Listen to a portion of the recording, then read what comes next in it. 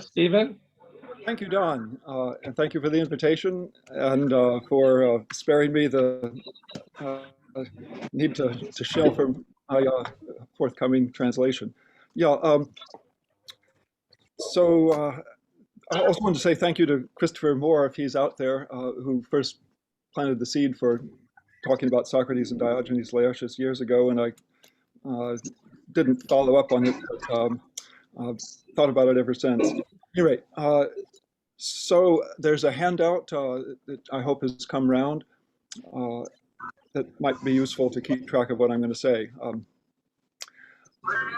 Only one ancient biography of Socrates survives complete in a work we call Lives of Eminent Philosophers, produced by an otherwise unknown Diogenes Laertius, writing around 200 CE, give or take a decade or two. To modernize, it's disappointingly meager, a curious farrago of dubious factoids and anecdotes, widely faulted for errors and omissions. No talk of definitions or elenchus, akrasia, aporia, irony, or other familiar themes. Considered in its context and on its own terms, however, I think it presents some distinctive features which can inform both what we find in Plato and other contemporaries. For Diogenes, Socrates stands out for mainly two things. First, for introducing a new area or part of philosophy, later called ethics, focused squarely on questions of how to conduct our lives. And second, for the new way he conducted his inquiries, putting both his convictions and his questions into practice in a conversational form of inquiry that was at once intensely personal and urgently practical, and that had profound impact on many people who engaged in it with him, and by extension, on the course of philosophy after him and ever since. In a word, his conversational methods made him a transformational figure, arguably more than any other in Diogenes. A preliminary word about why we might bother with the lives. After all, Diogenes, writing 600 years after Socrates dies, is bound to deliver a highly derivative picture. He too faced a Socratic problem, much like the one we face today. Absent any writings of Socrates, everyone then and now is bound to rely on what others have written. Reconstructing Socrates' life is always an exercise in reception studies. Yet Diogenes had a significant advantage over us. Whatever intellectual deficiencies we might want to impute to him, he had access to much more material, both 5th century, 4th century contemporary accounts, and many layers of later critical and historical writing. In composing his life, then, he had to select and sift through accounts from many sources, whether he read them himself or found them quoted or cited in later accounts. In that respect, his life of Socrates is like his other lives. All of them depend on the various afterlives of their subjects. What made Socrates special, and especially challenging, was the especially abundant and diverse body of evidence Socrates had inspired. The quality of Diogenes' life, or maybe better, its credibility and reliability as evidence for the historical Socrates, depends primarily on the reliability of his sources, the early reports and authorities on which he relies. Where he follows mistaken or misleading claims, he leads us astray. Where he recounts accurate claims, we're on firm ground. The insoluble problem is determining what's which. But enough about those problems of sources, the rabbit hole that led even Nietzsche to the Mad Hatter. I want to focus today on the life on its own terms. My main question is, what distinguishes this Socrates in Diogenes from other philosophers there in the Lives? How does this Socrates differ from his predecessors and followers there?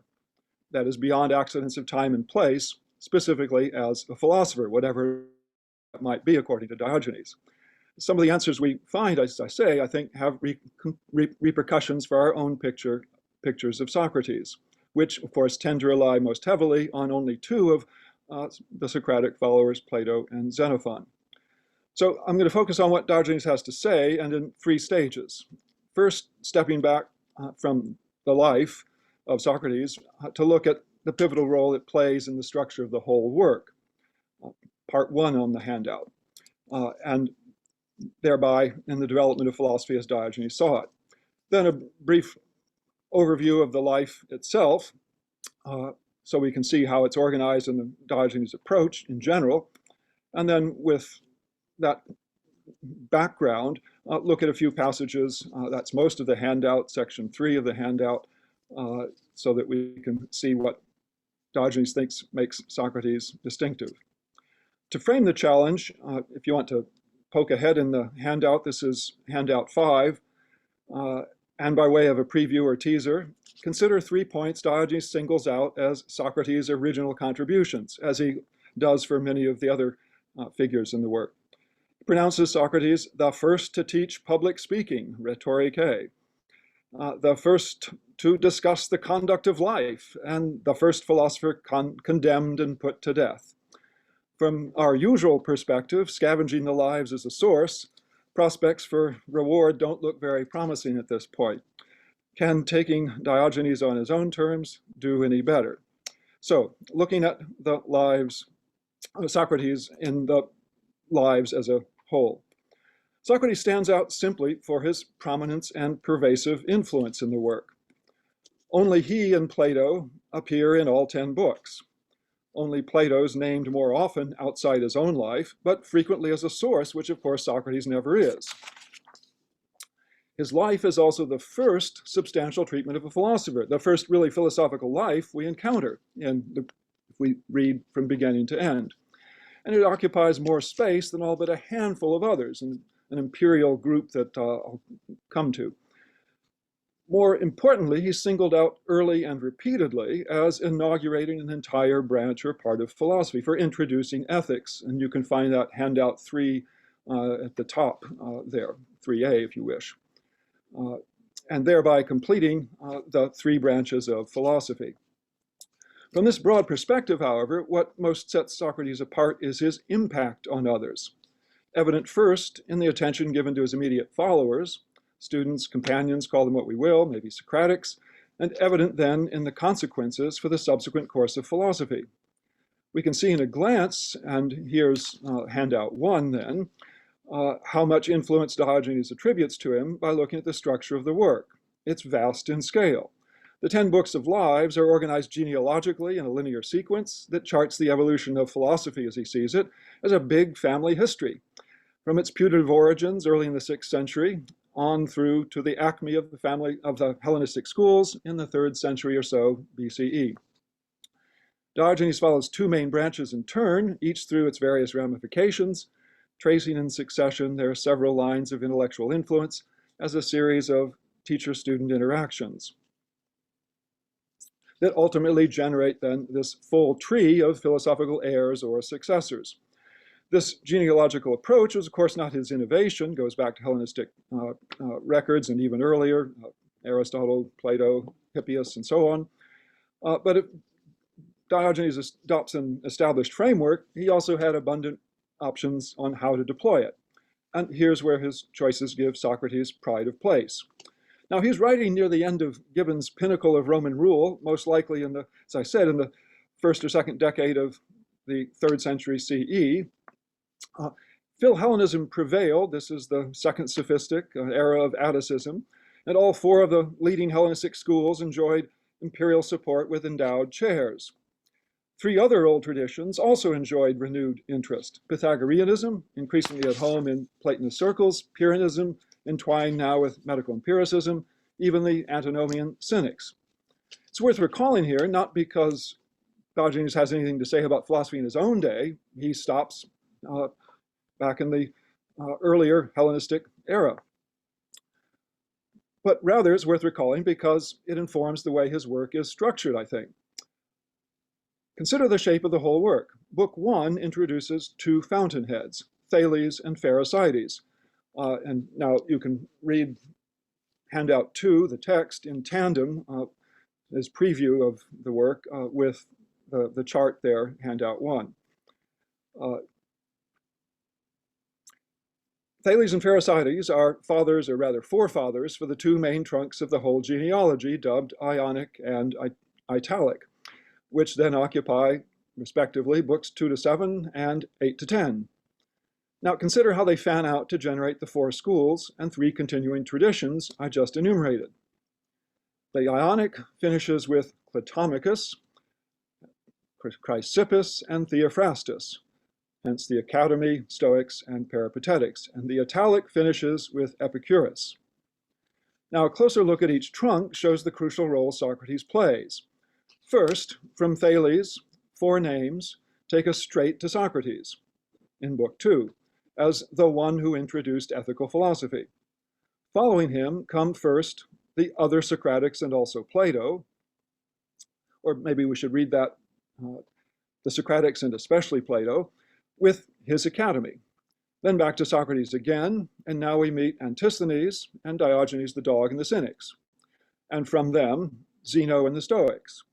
Another jump back, this time to Plato, and implicitly thereby Socrates, for Aristotle and the Peripatetics. Diogenes Laertius, then, thus situates Socrates behind 4 of the enduring traditions, including 3 of the 4 chief institutions of imperial Athens, the 3 that are united against the Epicureans. And on the italic side, Socrates, while he plays no comparable role, he's not explicitly an ancestor to Pythagoreans, Pyrrhonists, or Epicureans. There are some significant convergences, namely via Plato and the academic tradition, and I'll come back to that in a moment. The historical basis for Socrates' primacy remains obscure for want of textual evidence, but another well-known passage indicates how Diogenes based it on his ostensible role in inaugurating ethics as a branch of philosophy. Handout 3 now.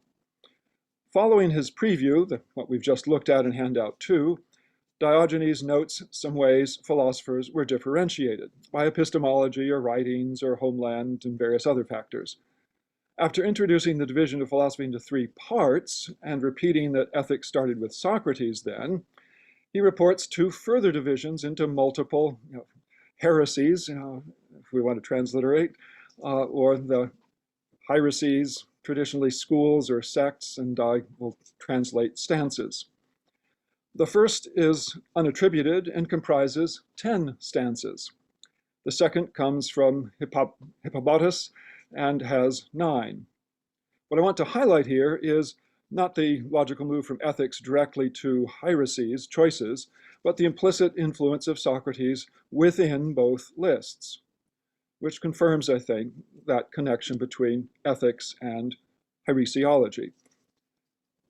Consider the first list. The first stance together with the last 3 form the standard Hellenistic tetrad of institutional schools. Add the homeless Cynics as the 5th, and we have a full Hellenistic house.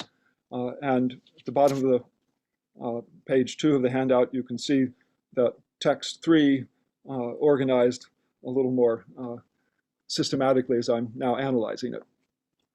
But why are 2 of these 5 separated from the 3 which happen to develop last? Well, consider the other 5. 4 are plainly Socratic, and the 5th considered an offshoot of one of them, dialectic from Megarics. In fact, the Eretriacs likewise arose from the Iliacs. Viewed chronologically now, the list first presents 5 stances that claimed direct descent from a companion of Socrates, namely Plato, Aristippus, Phaedo, Euclides, and Antisthenes. Then 4 descended from one of those first 5, and then the Epicureans. From where? But behind all the other 9 of this first 10 stands Socrates. We get a similar story from Hippobotus, where Diogenes explicitly labels the series 1st through 9th. Here the sequence comprises, I think, 3 parts or stages. We first meet 3 of the same Socratic stances, Megarics, Eretrics, and Cyrenaics, then 3 developments of Cyrenaic hedonism, Epicureans along with Aniceroeans and Theodorians, both of which Diogenes will similarly append to his account of Cyrenaics, and finally 3 developments from other Socratic traditions, Zenonians or Stoics, from the Antisthenes side again, academics via Plato, and peripatetics also via Plato through Aristotle. As Diogenes promptly notes then, 3 found on the first list are missing, the Cynics, Iliacs, and dialecticians. presumably now subsumed in other groups, the Stoics, Eretrics, and Megarics. And sorry for the almost chemical manipulations of these terms here. For our present question, what stands out is the impact of Socrates. He's now the fountainhead for all 9 stances in 2 loosely chronological sequences.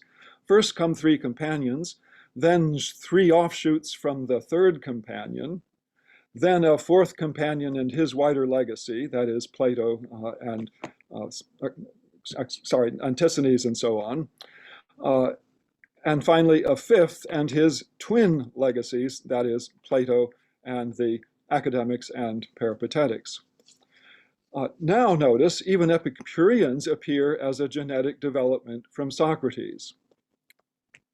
These introductory remarks then serve as a roadmap for the lives that follow.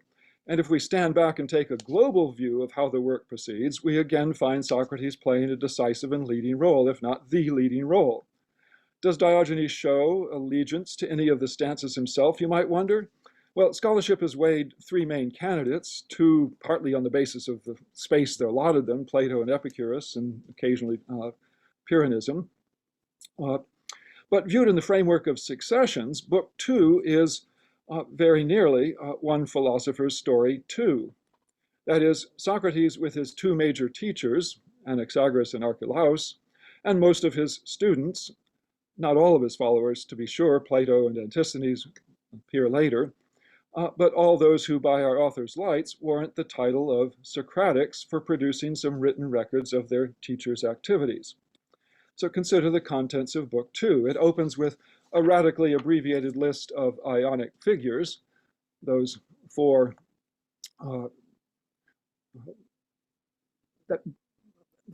A's, Anaximander through Archelaus.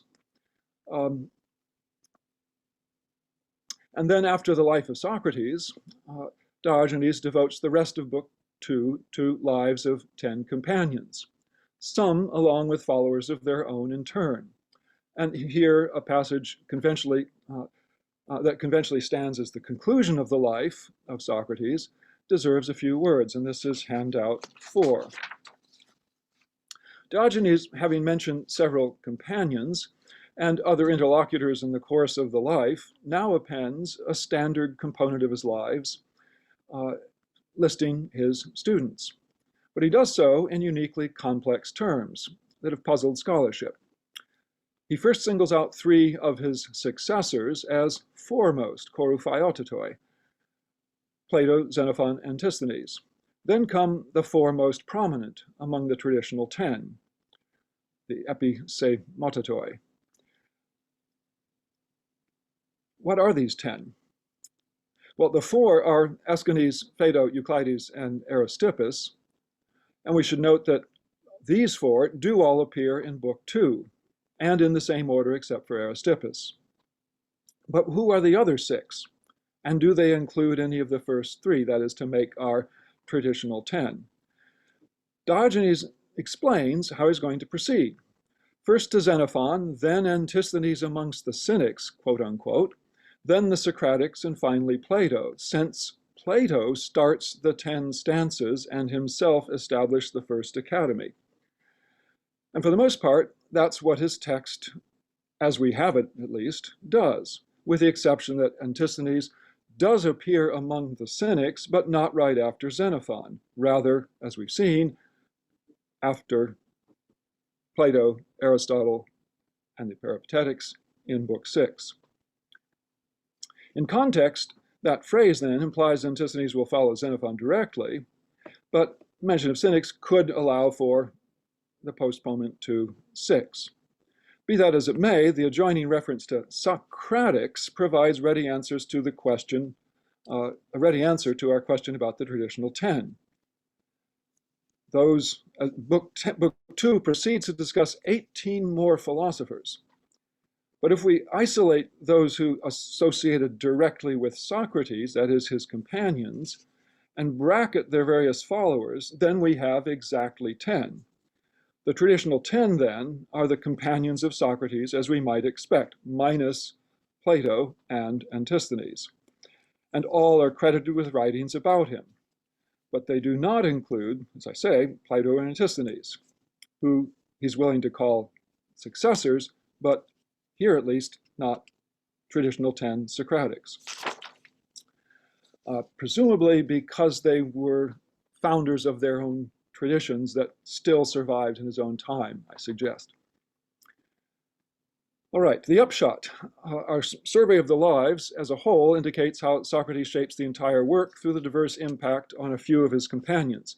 In effect, Book 2 portrays him as both bringing philosophy to its initial fulfillment, complete in all its three parts, albeit each in a preliminary phase, and as sowing the seed for an array of stances or choices and their various positions that arose after him, which ultimately generate all the schools and traditions that would continue to develop through the following centuries and endure in Diogenes' own time. Seminal philosopher indeed. When we turn to the life of Socrates, section 2, we encounter the first substantial life in the work. It also illustrates the template Diogenes typically follows, more or less closely throughout his work. And it's worth dwelling briefly on the format because it encapsulates key features of his approach to biography, his vision of what a philosophical life involves, and both as subject matter and as literary form, both what factors and facets in a lifetime of activity warrant discussion and how to present those in a life with all the attendant, or in a biography with all the attendant questions of length, balance, emphasis, detail, and so on. Lives of any length in this work normally comprise 4 main parts, supplemented by various insertions and addenda: origins, doings, teachings, and demise, along with lists of writings, students, and some people of the same name or homonyms. And that's what we find here, the ABCD structure as I've outlined it. The body of the life in the middle, that is the BC chunks, in some cases shifts back and forth between biography and doxography, what Gigante called biodoxographies, interweaving them in ways that make differentiating the two problematic. But here I think the division is actually fairly clear if we follow some characteristic signs. Diogenes first recounts various events that exhibit a series of character traits, that's section B. Then, well, instead of summarizing a set of theories or views, and he explicitly attributes very few to Socrates, he illustrates his philosophical practice with a series of examples, interspersed, yes, with a few general claims. An inevitable consequence of this approach, which we might therefore fault as a bad approach, is that it leaves very little room for what's widely considered the vital essence of philosophy. The lives just don't have much in the way of philosophical argument. Reading the lives won't give anyone unfamiliar with philosophy much sense of what philosophers really did or do, not just what they talked about, but how they talked about it. The mission might be especially costly and misleading for someone like Socrates, whose entire stance, to the extent he had one, might best be characterized in methodological terms, with Socratic questioning the elenchus and aporia as its bywords. Yet Diogenes provides no samples of anything like that, either here or in other lives. The lengthiest exchange we get here is with Alcibiades talking about Xanthippe, and the only question Socrates asks is purely rhetorical. That's in 36 and 7 if anyone wants to track it down. It has a sharp moral, but it's hardly the methodical interrogator we admire from Plato or Xenophon. All right, that brings me to my third and last heading. And this might take a little too long. We'll try to speed this up. What in Diogenes' portrait, then, sets his Socrates apart from all the other eminent philosophers in his gallery? Does his life provide any credible basis for considering him preeminent? The natural place to start is where Diogenes does. That is, the announcement of those 3 firsts up front in handout 5. It appears at the beginning of the life. Socrates was first to teach rhetoric, to discuss life, and to be condemned to death. A strange list and curiously thin alongside the many novel ideas we associate with him today. Certainly, the trial, as immortalized by Socrates' young companions, cast Socrates as a martyr to philosophy, to reasoned inquiry, to virtue, justice, much more. And it plainly appealed to Diogenes, who dwells on Anaxagoras' trial too and likes to highlight valiant last stands. But only Socrates is singled out for facing injustice heroically. And Diogenes himself presents Socrates' trial as a consequence of his conduct generally, so it's, I think, there we should look for what sets him apart. The second item we've seen bears special weight for the architecture of the lives as a whole, that is the introduction of ethics. But the spare phrasing, talking about life, cries out for elaboration. And what about that first point?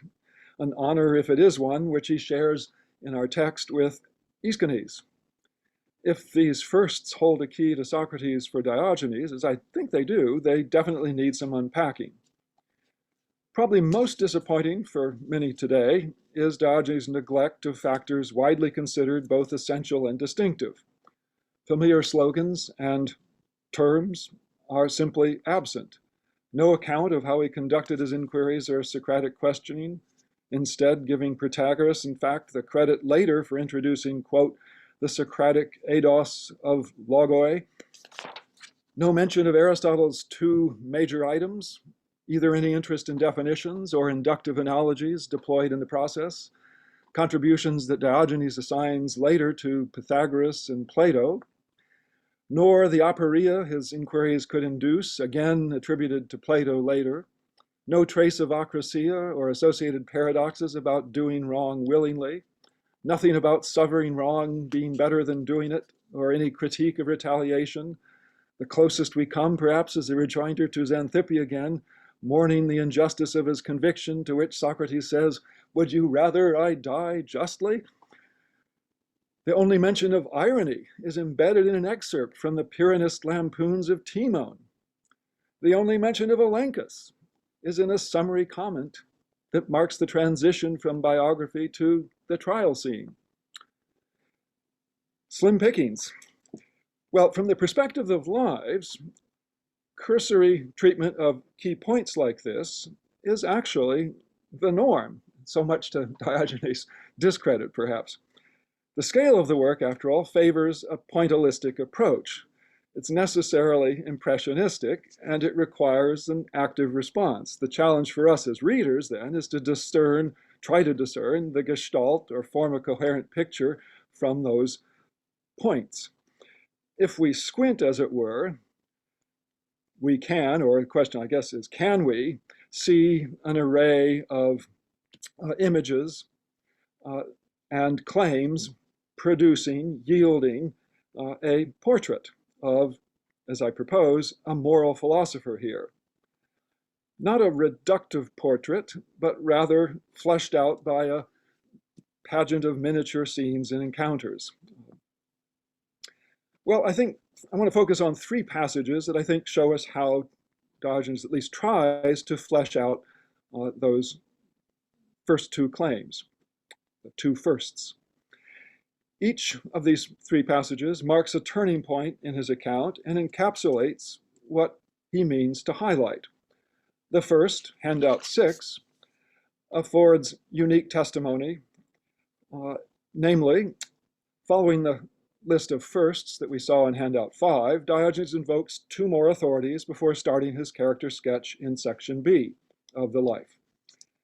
The first authority, the first bit, comes from Aristophanes, just a little bit about Socrates as a petty investor. Then we get a series of reports, all attributed to Demetrius of Byzantium, known really only here. What warrants invoking this otherwise unknown authority? Well, we're told four things. How Socrates first came to philosophy himself as a youth laboring in a workshop, who attracted Crito's interest and received a higher education in return, how he soon set aside the study of natural philosophy to concentrate solely on investigating questions of ethics in the workshops and marketplace, quote unquote, how he would press people so aggressively in his inquiries that he often ended up taking a beating, not to mention frequent ridicule. And finally, how he bore it all without ever fighting back or even filing charges. Nothing quite like this appears in Plato or Xenophon. The conversion story might naturally appear in other Socratic works or historical accounts by Aristophanes or others, but the rest sounds more like courtroom accounts of brawling or the comic stage with slapstick scuffling. Plato does have Thrasymachus erupt in indignation. Anytus stalks off muttering veiled threats. Euthydemus justifies hitting your dad, but no one ever yanks on Socrates' beard, much less punches him in the face. The inquiries he and Xenophon present are models of polite conversation, almost invariably, even at moments of heightened tension. Socrates remains gracious, usually unperturbed, and capable of diffusing antagonism before it leads to blows. What Demetrius reports is a much riskier business, and something that put the Socratic maxim about suffering wrong to a real test. When punched or kicked, do you strike back or not? Evidently not. The scenarios Demetrius reports are also distinctive for their setting. It's a commonplace that Socrates carried on his questioning in public in the agora, yet Plato rarely situates his dialogues there or anywhere nearly so demotic. Homes of the wealthy, Protagoras, Symposium, Republic, Parmenides, retreats for their pastimes like gymnasia, Charmides, Euthydemus, Lysis, are the favored settings. And the rare exceptions have special significance as civic institutions. The Stoa, the Royal Stoa for the Euthyphro, prison, court for the apology and its cycle.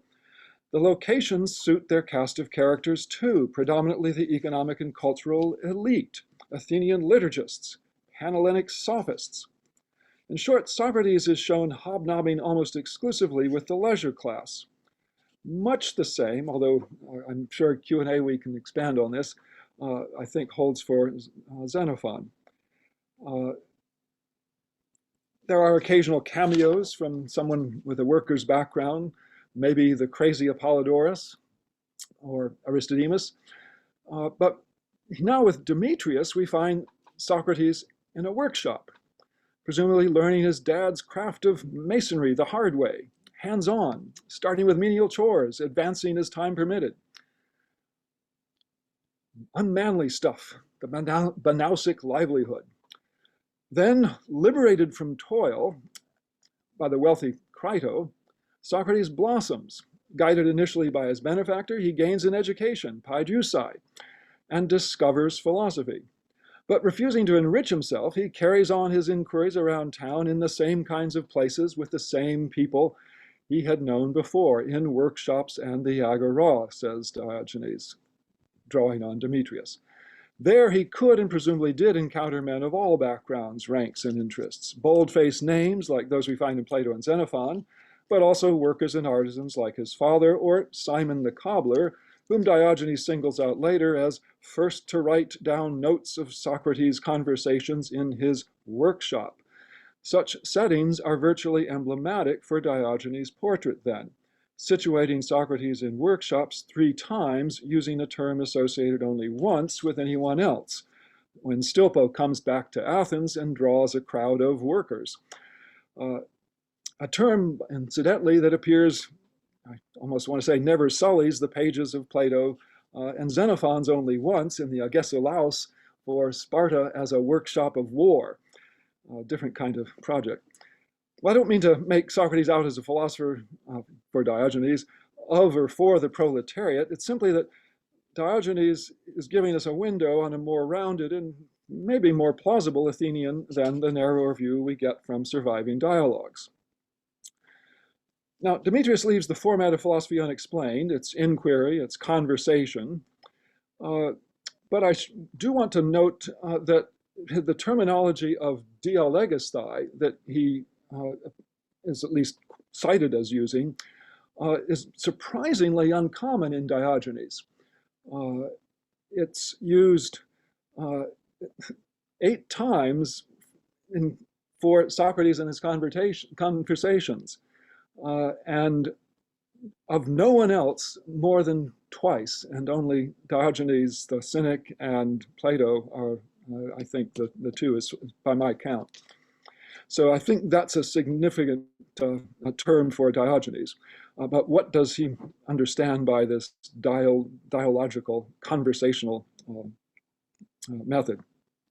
Well, Diogenes closes his doxographic account, the second half of his main body of the life, section C, as I called it, of Socrates' philosophical practice in passage 8, handout 8. The first thing to notice here is how the Pythian oracle differs from Plato's familiar account. The pronouncement is superlative now, not just comparative. It also functions very differently. Where Plato presents the encounter as instigating an inquiry into the meaning of wisdom, here it provides apparently a final seal of divine approval at or near the end of Socrates' philosophical career. At least that's the impression Diogenes creates by citing it here as he turns to the trial, which he then attributes precisely to the resentment, the thonos, incited by the oracle, and angry reactions of prominent Athenians to being humiliated by Socrates' questioning. So Diogenes goes on to talk about the exchange in the Meadow with Anytus, but goes beyond what we find there, reporting some of the, at least, again, factoids, dubious maybe, about how Anytus got his revenge. Well, in reporting the prominent Athenian reactions, that's where we get our only explicit mention of the elenchus in the entire life. Only here are the results of Socratic questioning characterized in negative terms. It left some confuted as foolish, anoitoi, especially those who had big ideas. For Diogenes, however, that was not the aim, at least not Socrates' primary objective. It was a result, but not the aim. Look at handout 7. The body of life begins by observing that Socrates had no interest in leaving Athens and explains why. Socrates conducted his investigations together with his interlocutors, and there's that pros dialegisthai, tenaciously, yes, it's my rendering of philonekateron, but his goal was not, as philonekos might suggest, quarreling, competing, was not to diminish their reputation, but to try to understand the truth. Diogenes Socrates is a zetetic, an inquirer searching for answers and better understanding, not a skeptic or aporetic out to disabuse people of their claims to know, much less simply to embarrass or mock them for ignorance. Diogenes thus begins by flagging a contrast that was easily overlooked between the effect Socrates' questioning had on his partners and his own goals and motivations. The one essentially social, external to the inquiry itself, the other internal to the process and inherently epistemic. Socrates was so persistent in his questioning that many people found him argumentative, if we want to take philonekos in that sense. But his never giving up or letting go was not to win arguments, to outdo interlocutors in a zero-sum game. It was rather cast not as a contentiousness or as a skeptical project, but here as a zetetic search for better understanding, emphasized, I think, by the use of ekmathane, aorist, with a prefix, to specify its objective not simply as discovering or learning something, but thorough understanding of the truth, whatever that might be. That is, whether it's a question of what to do now, or what is F, or any relationship between the two, or anything they're related to them. Well, the rest of the life, sections B and C in my account, are framed by the two passages we've looked at now, H6 and handout 6 and 8. And the rest of the life highlight various other positive encounters, mostly with friends or at least friendly companions, including various wartime escapades, saving lives, and so on. But the crucial passage for my reading comes squarely in the middle, namely at the division between those two sections, ending the character sketch and turning to the presentation of philosophy in action, handout 9 now. And here we begin the portrait by naming people who benefited from, or Diogenes begins his portrait by naming people who benefited from their conversation with Socrates. 3 come from Plato's dialogues, 3 more from Xenophon's recollections, and another one from elsewhere, probably another Socratic work. The sequel goes on to recount additional positive encounters with several of the Socratics, Euclides, Antisthenes, Phaedo, and Aeschines, along with other bold-faced names, Charmides and Alcibiades. Now, granted, today we balk at taking events within a dialogue as fact rather than historical fiction, designed to add verisimilitude and sometimes urgency to its arguments. But for better or for worse, there was a pervasive ancient tendency to read the events, the incident within dialogues as at least alleged, presented as staging historical or biographical fact.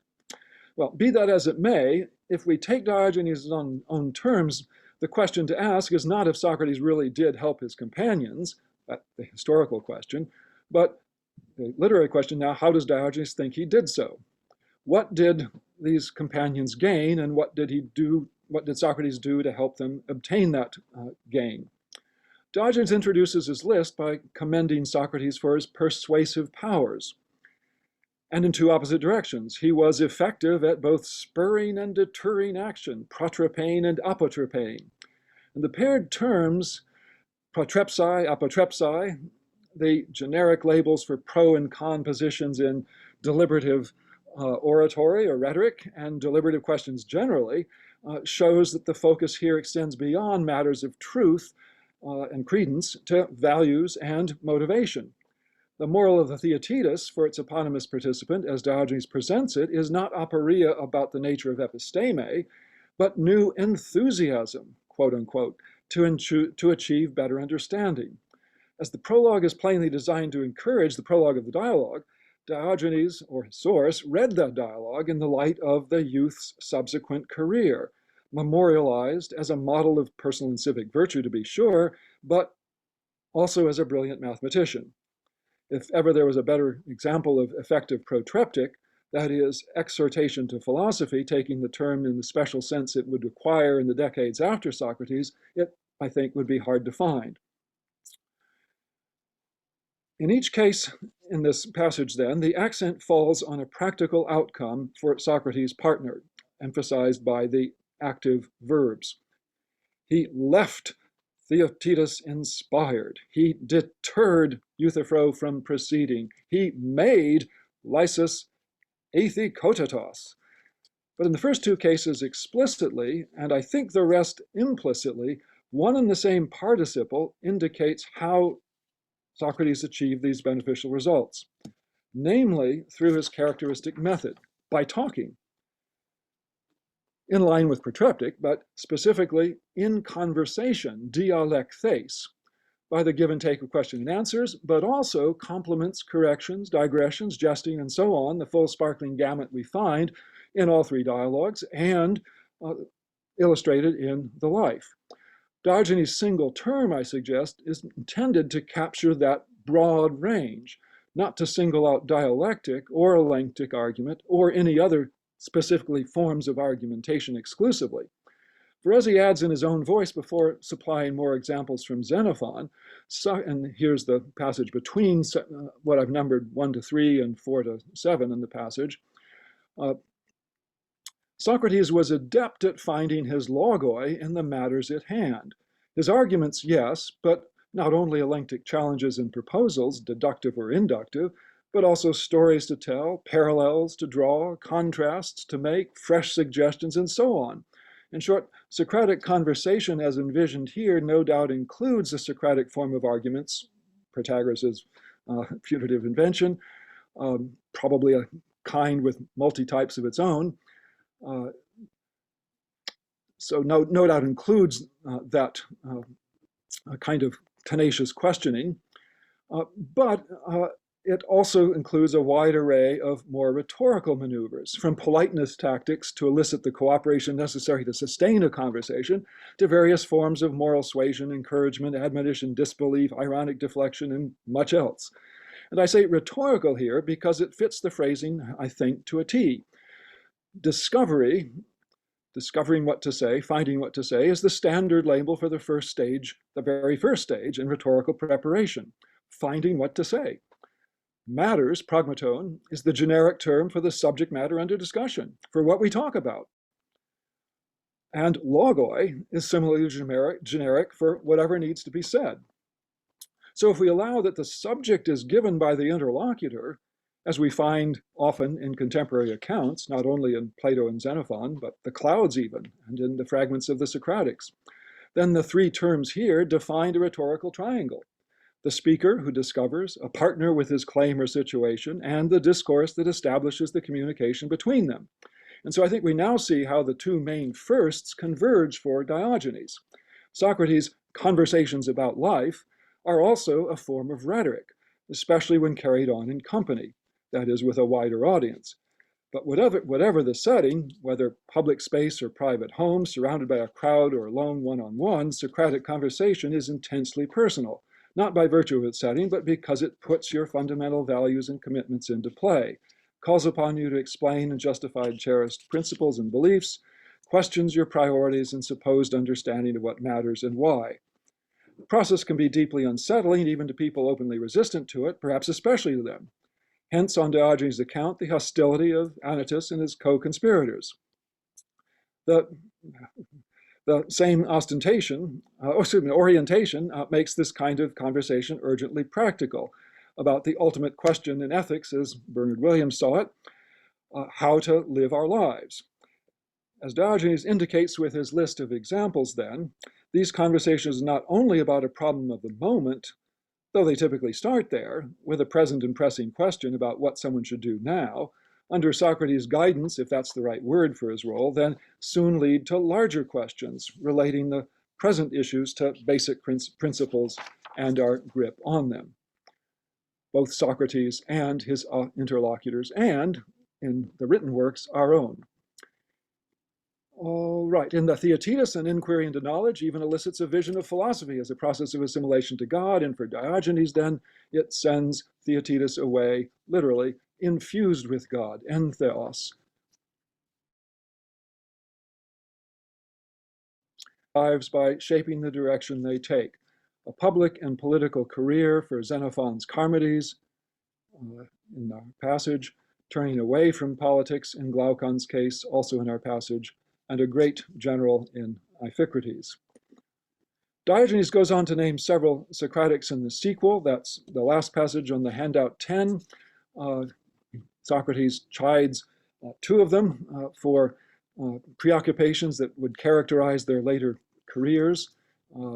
Antisthenes for, I should say in order, Euclides for his interest in eristic arguments, Antisthenes for his ostentatiously ragged cloak. He reports another that echoes Diogenes' account of Socrates' own conversion story when Socrates first enlists Crito's help to release Phaedo from servitude, then makes him into a philosopher, using the workshop verb apergadzata, no less, just as Crito had liberated him from his workshop, as we saw. And we get even Aeschines then converted to philosophy. Well, we might wonder, on our initial roster of 7, Theaetetus, as I suggested, might qualify as a convert to philosophy too, but the others probably not, except we might now notice that Plato's brother Glaucon did appear there, who's not only dissuaded from politics in what might be an early version of the classical choice between active and academic lives, but also reappears later in the series of Socratics with his own life, meager though it is, as an author of Socratic discourses, 9 titles and another 32 named as spurious. It's no accident, then, I think, that Diogenes populates this section of the life with Socratic companions alongside others who benefited from his company and conversation. It brings us back to where we started and neatly ties together, I think, the direct impact Socrates had on many through his most distinctive practice and his original contributions, that is, his intensely personal conversations about how to live our lives, which could be, and so the life implicitly argues, frequently were life transforming. And as a consequence, then, his continued impact through the lives and writings of his chorus of followers, especially the 3 foremost followers, Xenophon, Plato, and Antisthenes, who will appear in later after the life. We've also seen how the 2 firsts of Diogenes highlights at the outset come together. Conversation about life, as Diogenes puts it, or philosophical dialogue about how to live our lives, as we might paraphrase it, is the central contribution here, both original and most distinctive of his Socrates, though defining its boundaries and modes is a perennial challenge.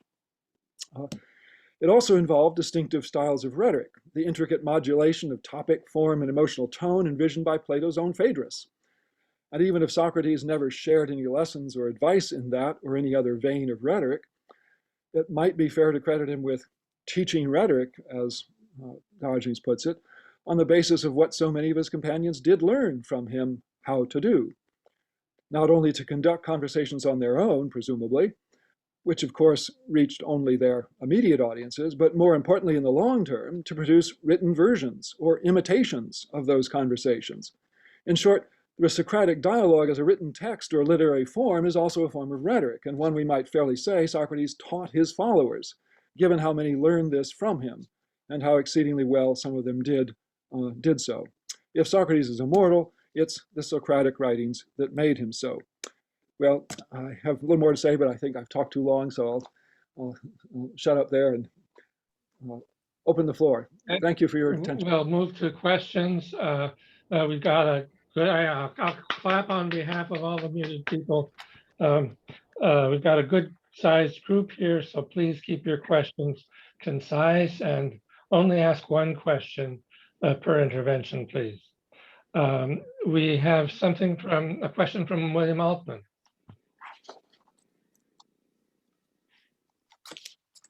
Yes, Stephen, you thanked Don for shilling for your book. I'd like to give you the opportunity to shill for your book for yourself. Like a lot of people, I believe, I made do with the 2 volumes of Hicks for many, many years.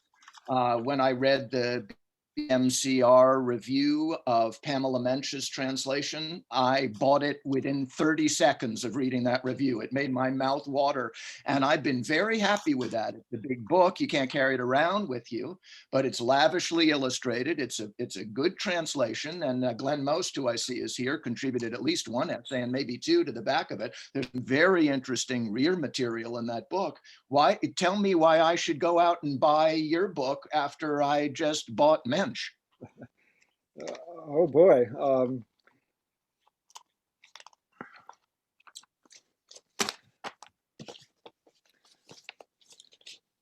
Yeah, I hadn't anticipated that question. You shouldn't. No? We can move on to another one. No, I mean, I think I was both delighted to see, my God, someone else has translated it, and crestfallen to see, oh my gosh, all this work that I've started, and now someone's done it. I took a little too long to complete mine. I do very much like, it's a very lively translation. I think very highly of it, and yes, it's a beautiful book. When mine ends up in paperback, it might be lighter. I don't know. All right, Robin Waterfield. Thank you, Stephen. This is a single question according to Don's regulations, but it comes in two parts. I'm cheating. The first part is there any life, any of Diogenes' lives, where there is less philosophy attributed to its subjects than there is to Socrates in his life? That's going to depend a great deal on what we mean by philosophy. And certainly there, depending on how you count them, what qualifies as a life, you've got anywhere from in the 60s to at least verging on 100 lives in the 10 books. And simply in terms of a scale, some lives get a sentence. And that's Glaucon, for example. Simon get a sentence or two. Right, any of the substantial lives then, let's say. And now we could quibble over what we mean by substantial. And I've pointedly focused on scenes of Socrates, as I put it, in action, because that's what I think is distinctive about the presentation we get in this, both in this life and the Diogenes approach generally. I've probably left, if you're not familiar with the life then, or even if you're not maybe intimately familiar with the life, the impression that I was trying to sort of counter our tendencies to go scavenging, looking, excavating for, extracting doxographic positions from this source text. And there are some of those there, even in the Socrates life. And so if that's what you mean by philosophy, then yes, the Aristippus life per se, which is of fairly substantial scale, is, I hesitate to say entirely, so I'm just going to hedge and say almost entirely, even more than the Socrates life, devoid of positions, and has a separate doxography about attributed to the Cyrenaics. Pyrrho, again, has his life, and then there's the Pyrrhonian doxography. Those get into questions about, was the original Cyrenaean Aristippus really a Cyrenaic? Yeah, right. And likewise, was Pyrrho a Pyrrhonian? And likewise now Socrates.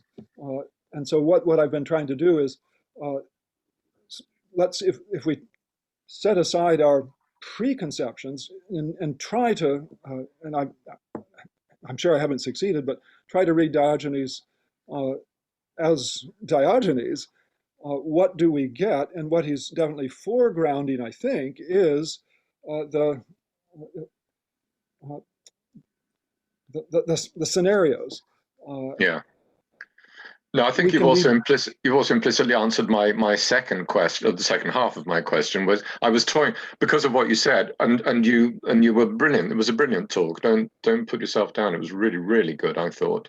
But because of what you said, I was suddenly toying with the idea that maybe Diogenes was a kind of a skeptic, as I am, on the Socratic question, because he refers to Plato and Xenophon, who are our only remaining sources, only really for fairly trivial aspects of Socrates' life, except in a few instances, but only really on fairly trivial aspects. So I wondered if he simply had decided not to rely on Plato and Xenophon as sources for Socrates' philosophy. But I think your response to this would be no. It's Diogenes is just doing what he does. Doing what he does, but I think I do think he's a longer version of this would go into looking at some of what he does with Plato, and I did avert to that a couple of times along the way, where some of what we standardly and sort of I think increasingly self-consciously talk about as the early Platonic Socrates is for is for Diogenes simply Plato. Yeah. And so he can take, on the one hand, the Theaetetus as biographical evidence for Socrates and Theaetetus, Yeah. but set aside any ascriptions of the what we might call the philosophical substance to either Theaetetus or Socrates, and assign that to Plato. Plato. Yeah. Yeah. So he's got an interesting filter that's Yeah. somewhat different, I think, from the one we tend to operate with. Yeah. He's Thank you. maybe he's more credulous. I don't know. Yeah. Gullible. No, thank you. That's really interesting. Nick Smith. Hi, Stephen. That was great. So my question is, I really want to talk about 229 and put that together with something you said at the very beginning. You said that sort of Diogenes' value as a historical source or as a doxographical source is really none other than the value of his sources, which are just reported. And I just wanted to ask a little bit of a question about 229 with that claim of yours in mind. You know, it almost seems like at times Diogenes not only does not give us sources, obviously in a lot of cases, but then he seems to me to distance what he says from what I would take to have been his sources.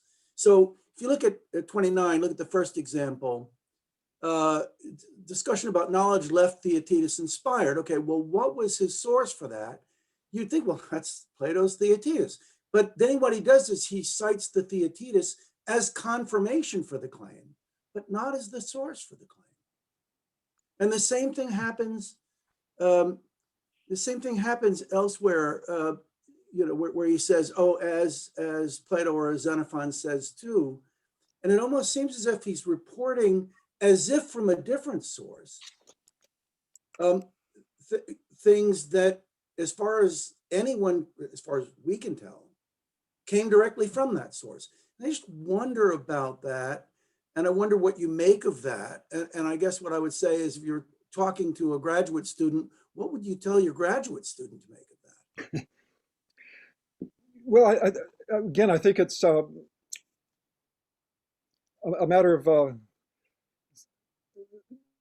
his way of writing, as well as his way of thinking. And so there's I think, a really instructive paper, not just for Diogenes, but for, in some ways, philosophical historiography by Robert Goulet, I should say, on Diogenes' citations that he wrote back in the early days, when I think the Dictionnaire was just getting going. The gist of which, as I understand it, is that it at least poses the question: what is the function of the naming of someone? And so we've inherited this terminology of source and Galen and so forth, but it's a really messy issue, and I think Robin's question partly ties into this, in that as I see, Diogenes is practicing more, how to put it, transparently, a pervasive ancient way of reading, at least in his high classical period, the imperial Greek Panhellenic approach to looking back at their traditions. And you find similar sorts of things just gone hog wild in Athenaeus, for example. But the use of citation, is it validating? Is it giving a reader's cue? If you want to follow up on this, this is where you can find it. That's viewing now Diogenes as an author whose doing something much more scholarly, trying to establish authority, and so citing his authorities or sources. But I'm tempted by the thought that Diogenes is really kind of presenting us a menu. And this hinges in part on two passages that have attracted some attention. The work doesn't have a preface, but it does have embedded within it two addresses to an unnamed female who's interested in philosophy and apparently especially fond of Plato. And so one function of this katha, is it poo, or is that the poos you get with Xenophon, I guess? Katha kai Platon phasin, as Plato also says. So he's, what I take he's doing is Diogenes 600 years later is familiar with all sorts of accounts that have been constructed. And within this tradition, Socrates' encounter with Theaetetus, for example, is part of the Socratic biography. And so he's reporting that point, that element of that biographical tradition, and now indicating that, well, you can go and read about this in some detail if you want in this particular work by, well, he doesn't actually name it, does he? But if you know Plato, as his addressee does, she'll know to go read the Theaetetus if she wants to know more. And within the world still shy of at least pervasive codices, the world of scrolls, he then says things like, continuing on there, hos pu kai xenophone reka, as Xenophon also. And so again, that same little tick, but with the pu, as he says somewhere. Well, okay, go read a bunch of Xenophon and you'll find it if you want to, but not memorabilia 3.6, because that hasn't been done yet. It hasn't been parceled out in that way. So in the conclusion that I had written for this, I tried to suggest that one function of the Lives is itself as a kind of protreptic to generate interest in the philosophers that it shows us, so that we will go and read more, think more, talk more, learn more, well, about them. How do we do that? By going to their works and so on. And so that would, I'm sorry, it's a long answer to your question, but coming back then to that I think would be the ultimate explanation for the thought that, here's this item, as somebody else also recounts, go there.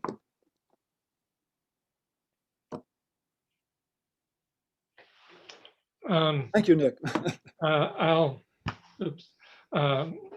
take this opportunity to ask a question myself.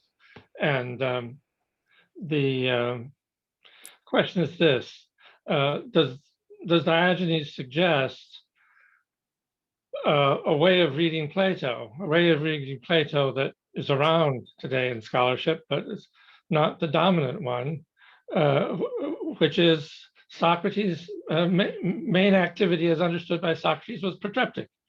Well, we want to know what the right answer is in the Youth of Rome. For Socrates, that was not the important point. And the same thing with the Parmenides. Okay, the latter part of it is not the point, or is part of the point, but the whole thing, its motive is protreptic. And you've got in the Apology this famous claim about his mission, which doesn't say anything about finding partial results in substantive philosophy. So my question is, does Diogenes, interpreted by you, give us a way, perhaps one-sided and not complete, a way of reading Plato? I think he does have an unusual for us way of reading Plato. I think that I wouldn't describe quite what you've characterized as his way, because I think he's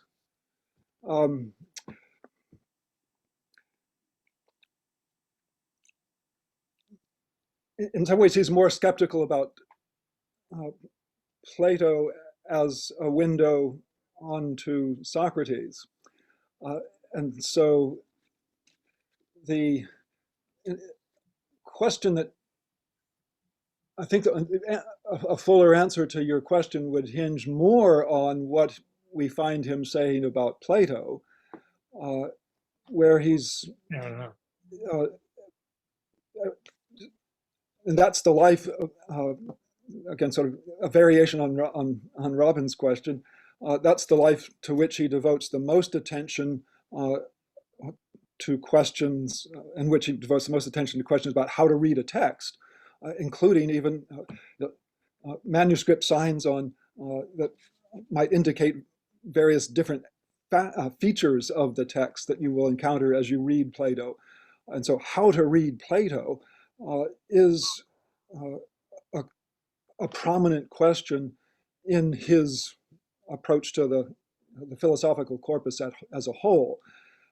With Socrates, I think it's more, Plato is one of his windows, but if we're interested in Socrates, he's drawing on so much more that we don't have, and I think that's the sort of special contribution that we can at least try to tease apart some of, if we want to look at this.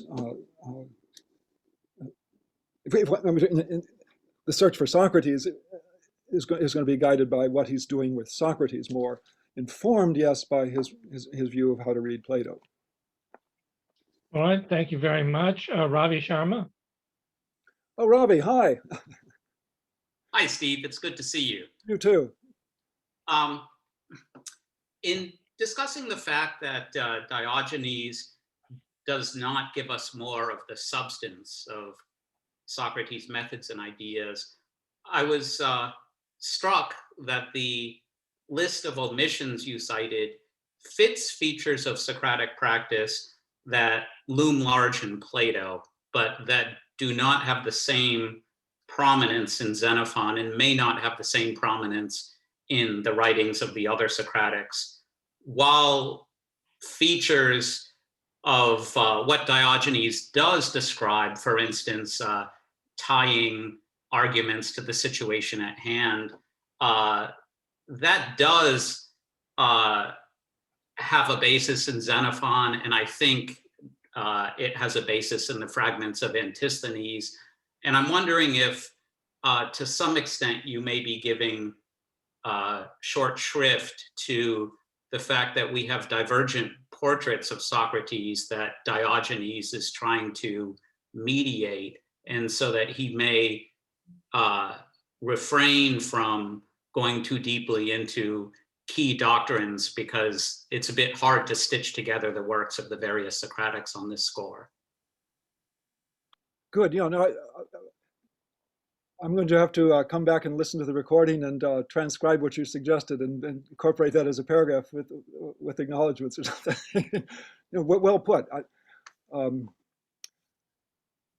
I think you've summed up very neatly